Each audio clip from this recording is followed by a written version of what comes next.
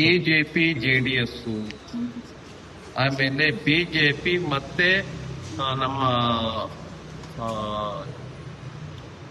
ಇದರಲ್ಲಿ ಬಿಹಾರದಲ್ಲಿರ್ತಕ್ಕಂಥ ನಮ್ಮ Alliance JDU ಅದೇ ತರ ಅನೇಕ ಸಂಘಟನೆಗಳ ಜೊತೆನಲ್ಲಿ ಅನೇಕ ಪಾರ್ಟಿಗಳ ಜೊತೆನಲ್ಲಿ ನಮ್ದು ಅಲಯನ್ಸ್ ಇದೆ. ನಿಮ್ ತರ ನಾವು ಕಿತ್ತಾಡ್ತಾ ಇಲ್ಲ. ಮಮತಾ ಬ್ಯಾನರ್ಜಿ ಜೊತೆ ನಿಮ್ದು ಅಲಯನ್ಸ್ ಇತ್ತು. ನಿಮ್ಗೊಂದು ಸೀಟ್ ಕೊಟ್ರಾ? ಕೊಡ್ಲಿಲ್ಲ. SP ಜೊತೆನಲ್ಲಿ ನಿಮ್ದು ಅಲಯನ್ಸ್ ಇತ್ತು. ಅವ್ರು ಎಷ್ಟು ಕೊಟ್ರು ನೀವು ಅವ್ರ ಜೊತೆ ಬಾರ್ಗೇನೆ ಮಾಡ್ಲಿಲ್ಲ. SP ಜೊತೆ ಉತ್ತರ ಪ್ರದೇಶದ ಎಲೆಕ್ಷನ್ ಮಾಡಿದಾಗ SP ಅವ್ರದ್ದು ನಿಮ್ದು ಹೇಗಿದೆ ಸಂಬಂಧ? ಮಮತಾ ಅವ್ರದ್ದು ನಿಮ್ದು ಹೇಗಿದೆ ಸಂಬಂಧ ಪಾರ್ಟಿನಲ್ಲಿ?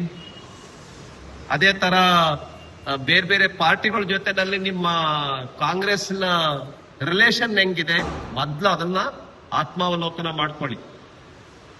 ಮತ್ತು ಸಮ್ಮಿಶ್ರ ಸರ್ಕಾರ ಮಾಡಿದಾಗ್ಲೆಲ್ಲ ಬಹಳ ಚೆನ್ನಾಗಿ ಸಮ್ಮಿಶ್ರ ಸರ್ಕಾರದ ಬೇರೆ ಬೇರೆ ಜೊತೆನಲ್ಲಿ ಪಕ್ಷಗಳ ಜೊತೆನಲ್ಲಿ ಒಳ್ಳೆಯ ಸಂಬಂಧವನ್ನ ಇಟ್ಕೊಂಡಿರ್ತಕ್ಕಂಥ ಏಕೈಕ ಪಾರ್ಟಿ ಯಾವ್ದಪ್ಪ ಅಂತ ಹೇಳಿದ್ರೆ ಅದು ಭಾರತೀಯ ಜನತಾ ಪಾರ್ಟಿ. ಯಾವಾಗ್ಲಿಂದ ಅಂತ ಹೇಳಿದ್ರೆ ಅಟಲ್ ಬಿಹಾರಿ ವಾಜಪೇಯಿ ಅವರ ಕಾಲದಿಂದ ಹಿಡ್ಕೊಂಡು ಇವತ್ತಿನವರೆಗೆ.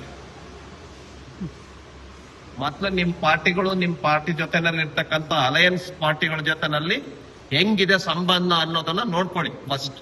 ನಮ್ಮ ಕಾರ್ಯಕ್ರಮಗಳನ್ನ ನೀವು ನೋಡ್ತಾ ಇದ್ರೆ ನಮ್ಮ ಚಾನೆಲ್ ಅನ್ನ ಸಬ್ಸ್ಕ್ರೈಬ್ ಮಾಡಿ, ಪಕ್ಕದ ಬೆಲ್ ಐಕಾನ್ ಒತ್ತಿ ನಮ್ಮನ್ನ ಬೆಂಬಲಿಸಿ. ಹಾಗೆ ನಮ್ಮ ಕಾರ್ಯಕ್ರಮಗಳನ್ನ ಲೈಕ್ ಮಾಡಿ, ಕಮೆಂಟ್ ಮಾಡಿ, ಅದನ್ನ ಬೇರೆಯವರಿಗೂ ವಾಟ್ಸ್ಆಪ್ ಮೂಲಕ ಶೇರ್ ಮಾಡಿ. ನೀವು ಹೀಗೆ ಮಾಡಿದಾಗ ನಮ್ಮ ಚಾನೆಲ್ ಮತ್ತಷ್ಟು ಜನರಿಗೆ ತಲುಪಲು ನೀವು ನಮ್ಮೊಂದಿಗೆ ಸಹಕರಿಸಿದ ಹಾಗಾಗುತ್ತೆ. ಇದು ನೀವು ಯಾವುದೇ ಖರ್ಚಿಲ್ಲದೆ ಕೆಲವೇ